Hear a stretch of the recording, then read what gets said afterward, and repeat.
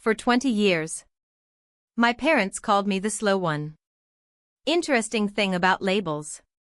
If children hear them long enough, they eventually stop sounding cruel and start sounding true. My older sister Miranda collected Harvard degrees. Inheritance promises. Standing ovations at family dinners. I collected silence. Polite smiles. And the seat furthest from the center of every room. Interesting honestly. Because some families don't exile you physically. They exile you emotionally while keeping you close enough to witness everyone else being loved correctly. My name is Dulce Whitford. 28 years old. Diagnosed with dyslexia at 7. Which, according to my parents, meant I would always be less intelligent, less capable, less worthy of investment. Interesting thing about wealthy families.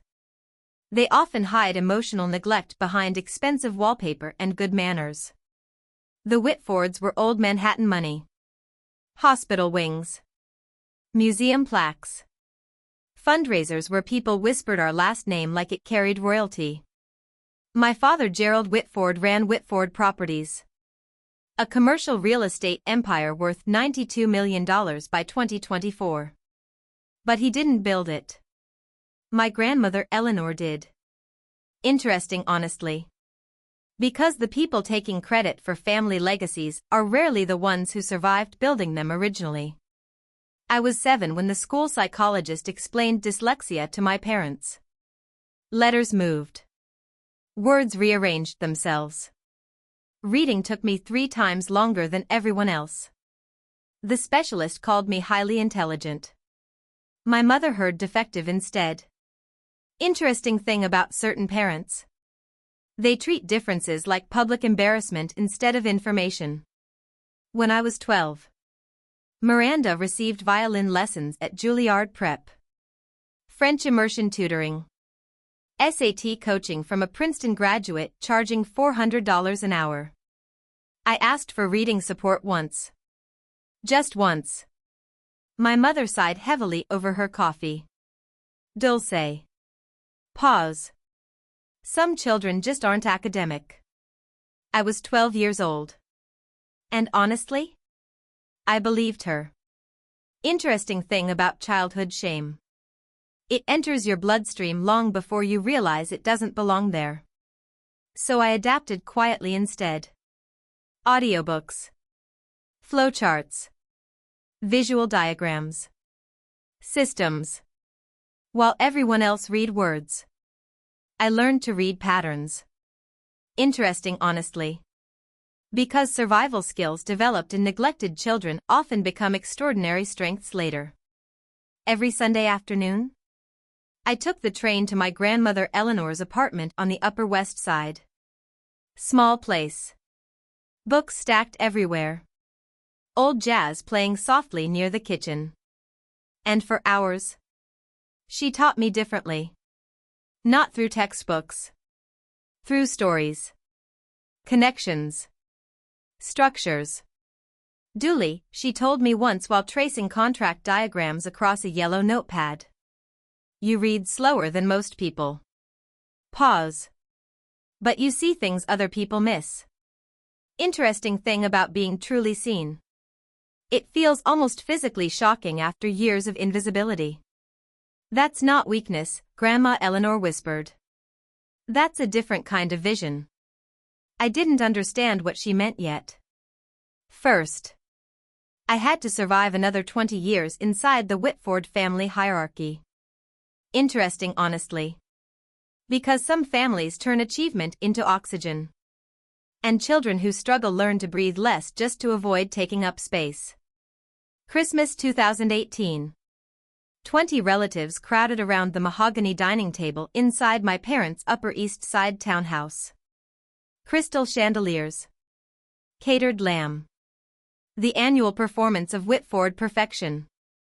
My father stood at the head of the table holding a wine glass like a politician about to deliver a campaign speech. I'd like to make an announcement. The room quieted instantly. Miranda smiled before he even spoke. Interesting thing about golden children. They usually recognize praise by the sound of the setup alone. Miranda has been accepted to Harvard Law. Applause exploded immediately. Uncle Richard slapped the table. Aunt Catherine started crying. My mother looked radiant with reflected achievement. Then Dad raised his glass higher. My eldest daughter will become the first Whitford to attend Harvard in 3 generations. More applause. More celebration. And then his eyes drifted toward me. Interesting, honestly. Because emotional humiliation often arrives disguised as afterthought. And Dulce. Pause. Well. Tiny smile. Dulce is also here. Soft laughter circled the table. Not cruel enough to challenge. Not kind enough to stop. Miranda laughed too. That part hurt worst. Interesting thing about sibling betrayal. Sometimes it's not what they do. It's what they allow. I stared at my plate while the roasted lamb blurred through tears I refused to let fall publicly.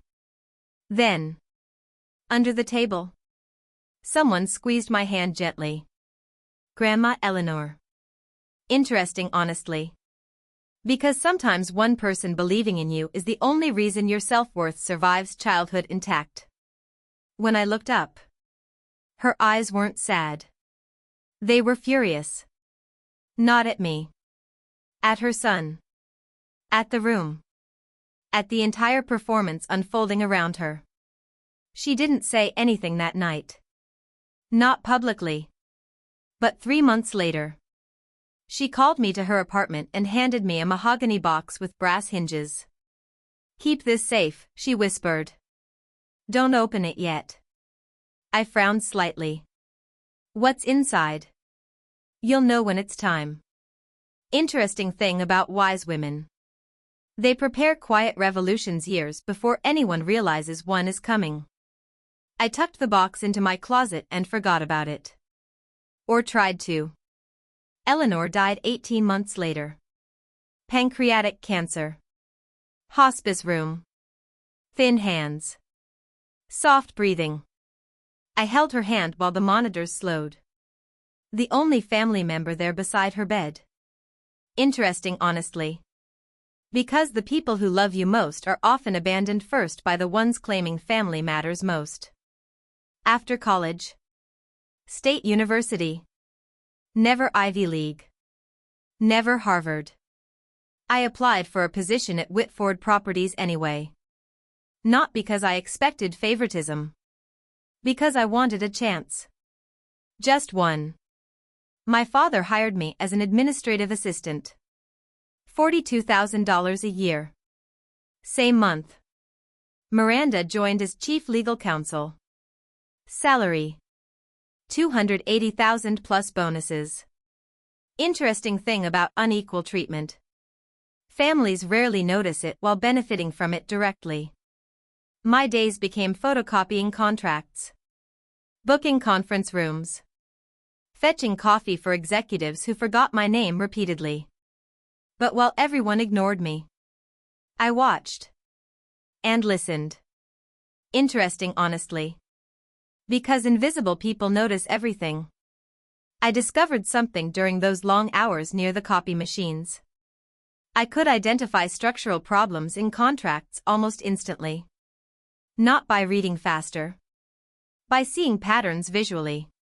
Relationships. Money flow. Conflicts hidden between clauses.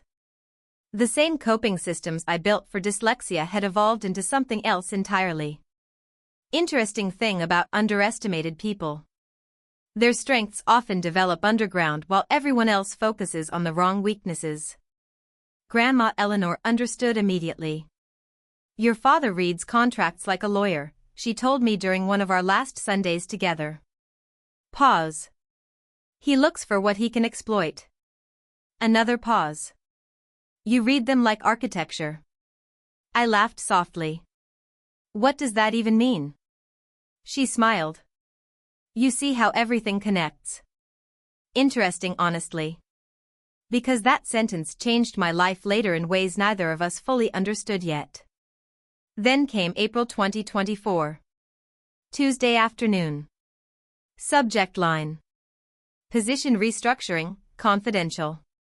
I opened the email 3 times before the words stopped rearranging themselves. Your position will be eliminated effective July 1st. They were firing me. Interesting thing about betrayal. Sometimes it arrives through corporate language carefully designed to sound polite. That evening, I stayed late pretending to organize files. Through the thin wall separating my cubicle from my father's office, I heard voices. Gerald. Priscilla. My parents. We can't have her here when Miranda takes over. My father's voice sounded irritated. It looks bad. What kind of bad? My mother asked softly. That people will ask why the CEO's sister is still working as a secretary. Silence. Then they'll start asking why she's the way she is. Interesting, honestly. Because some sentences expose decades of hidden cruelty instantly. My mother answered gently. We did everything we could. Pause. Some children just don't have what it takes. I pressed my hand against the wall to steady myself. $42,000 a year. No savings. 2 roommates in Queens. And suddenly, I realized something devastating. Interesting thing about toxic families. Eventually you understand they never planned for you to succeed at all. Miranda's graduation party was the next night. 350 guests. The Plaza Hotel. A celebration for the daughter my parents proudly built their future around. And honestly, I almost didn't go. If I had skipped that party, I never would have learned my grandmother had spent 5 years preparing to destroy every lie my parents ever told about me. I had skipped Miranda's graduation party. I never would have discovered my grandmother had spent 5 years preparing for war. Interesting thing about life-changing moments. They almost always begin looking like obligations you nearly cancelled. The Plaza Hotel ballroom glittered like old money trying desperately to impress itself. Crystal chandeliers. String orchestra. Champagne towers reflecting gold light across silk tablecloths. 350 guests celebrating Miranda Whitford like royalty ascending a throne. And somewhere in the back corner sat me. Interesting, honestly. Because toxic families always make room for you physically while removing you socially. My mother intercepted me near the entrance before I even reached my table. Dulce. One word. Already disappointed. Her eyes traveled from my drugstore makeup to my scuffed heels. Interesting thing about women obsessed with appearances. They evaluate daughters the same way they evaluate furniture. You couldn't find anything nicer? This is what I could afford. Tiny pause.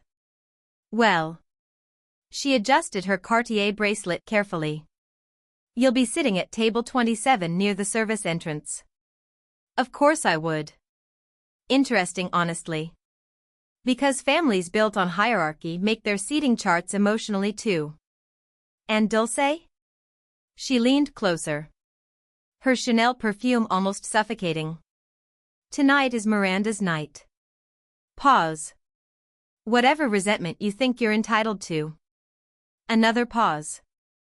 Keep it to yourself. Then she walked away before I answered. Interesting thing about controlling parents. They deliver emotional threats politely enough to sound like etiquette. Table 27 sat partially hidden behind a marble pillar near the kitchen doors.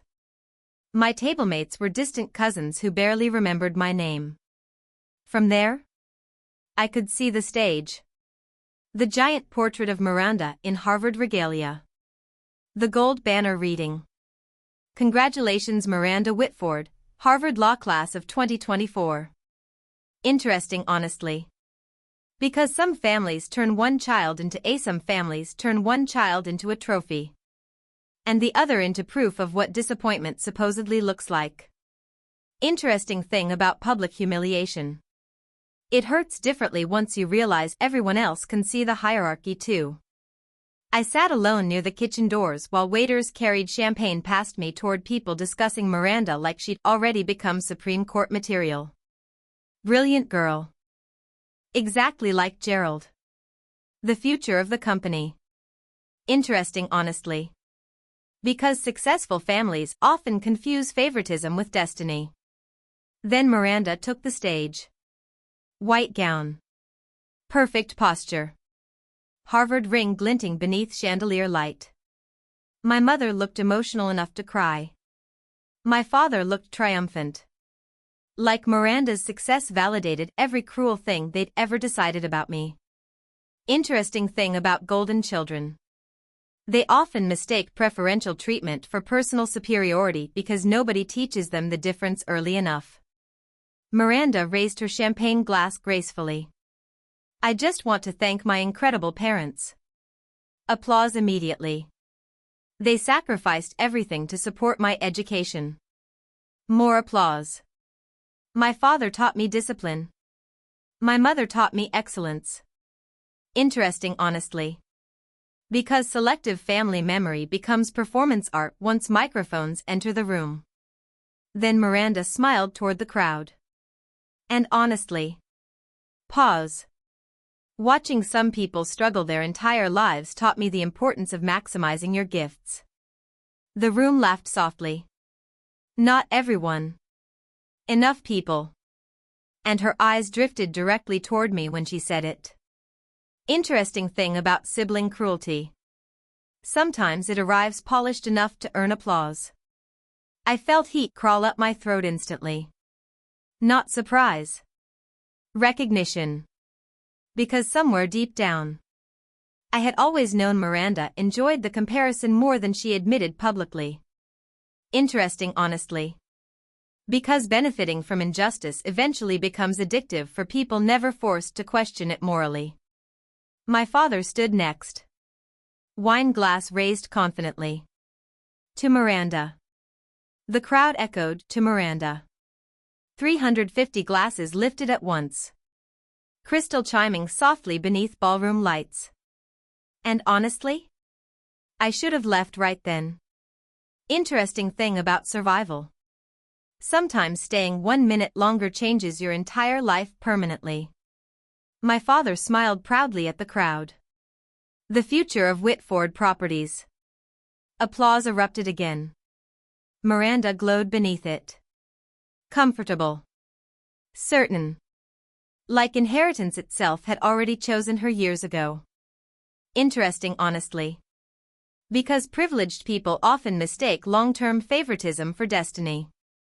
Then my father's eyes drifted toward table 27. Toward me.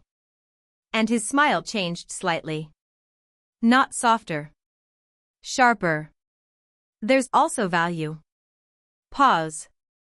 In understanding what happens when people simply can't compete at the same level. Silence. Tiny silence. Dangerous silence. Interesting thing about cruel people.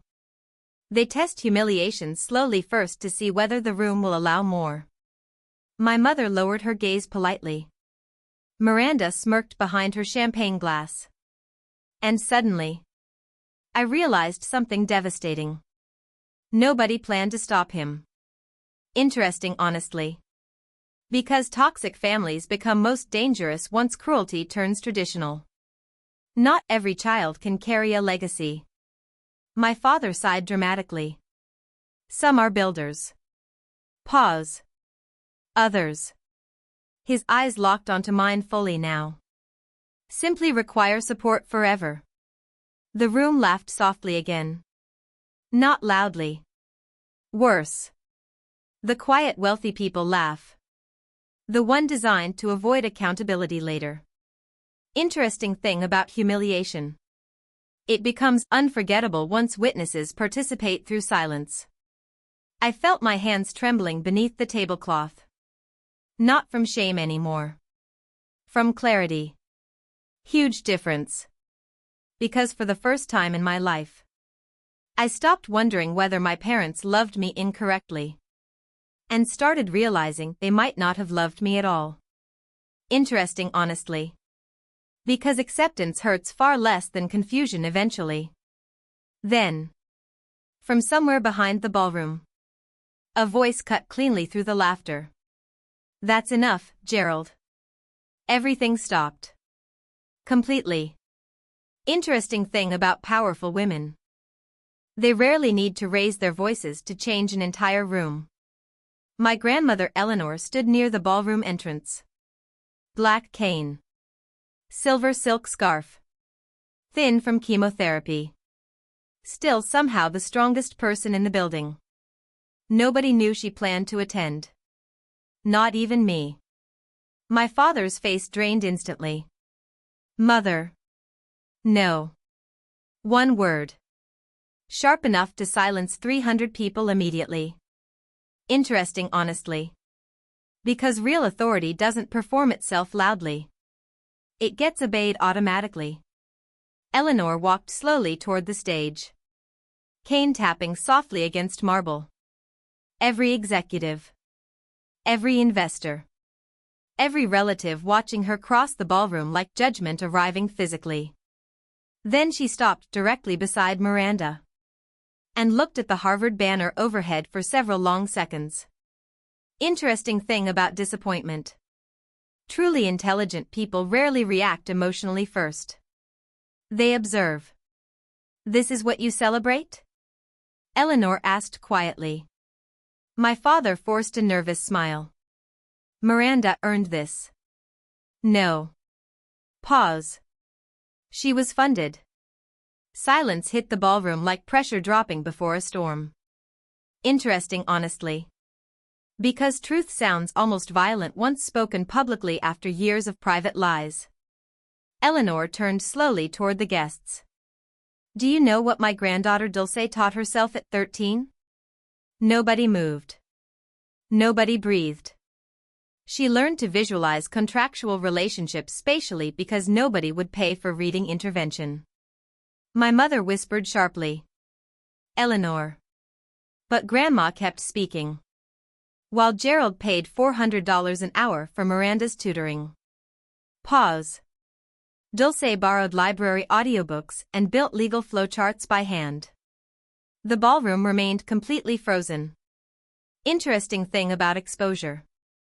People become very quiet once they realize the wrong person received the spotlight for years. My father laughed awkwardly. "Mother, this really isn't the time." "Oh, I think it's exactly the time." Then, slowly, Eleanor looked directly toward me. And smiled. The real smile. Not pity. Recognition. Huge difference. Interesting, honestly. Because being truly seen publicly after years of invisibility feels almost unbearable emotionally. "Dulce." My throat tightened instantly. "Yes, Grandma?" "Bring me the mahogany box." The room shifted immediately. Not confusion. Fear. Interesting thing about guilty people. They recognize evidence before anyone explains what it is. My father stepped down from the stage too quickly. "Mother, enough." But Eleanor ignored him completely. "I told you years ago not to open it until the right moment." Pause. This is the moment. Interesting, honestly. Because wise women prepare timing as carefully as evidence. I drove back to Queens at midnight still wearing my cocktail dress. Hands shaking the entire way. The mahogany box sat in my passenger seat like something alive. I opened it on my apartment floor 38 minutes later. Inside. 3 leather-bound ledgers. A flash drive. And one sealed handwritten letter addressed to me. Interesting thing about family secrets. They rarely arrive small enough to fit back inside your old life afterward. The first ledger documented 22 years of internal Whitford Properties finances. Partnership diversions. Undisclosed holding companies. Offshore transfers. My father had been siphoning money quietly for years. Millions. Interesting, honestly. Because the people screaming loudest about family legacy are often stealing from it privately already. The second ledger contained something worse. Performance evaluations. Mine. Every internship. Every contract review. Every structural recommendation I'd quietly submitted during 12 years at Whitford Properties. And beside each one, Eleanor's handwritten notes. Correct. Exceptional pattern recognition. Caught liability legal missed. Only person in company seeing full structure. I stopped breathing halfway through the pages. Interesting thing about neglected children. Sometimes one sentence of validation heals wounds decades deep instantly. Then I opened the final envelope. Eleanor's handwriting shook slightly across the paper. Duly. If you are reading this, then Gerald finally confused arrogance for intelligence publicly enough that I knew he was ready. I laughed once through tears. Actually laughed. Because only my grandmother could sound amused while preparing corporate annihilation. Then came the sentence that changed everything. I built contingencies into the company long before your father believed he controlled it. Silence. Huge silence. Interesting, honestly. Because powerful women rarely surrender their legacies without hidden architecture underneath. Attached behind the letter was a voting proxy agreement. 48% controlling interest in Whitford Properties. Transferred into a protected trust 18 months earlier. Beneficiary. Dulce Eleanor Whitford. My hands started shaking so hard the paper rattled. Interesting thing about underestimated people. The moment power finally reaches them, everyone who ignored them becomes terrified simultaneously. Eleanor's final paragraph read. Miranda learned how to win rooms. Pause. You learned how to see structures. Another pause. One skill creates applause. The final line sat alone at the bottom of the page. The ink slightly smeared. The other builds empires.